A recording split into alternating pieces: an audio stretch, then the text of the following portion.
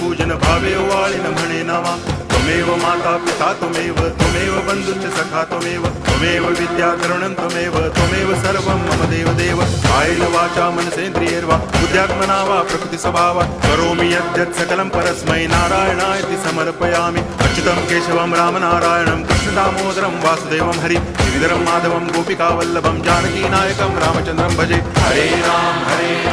Ram Ram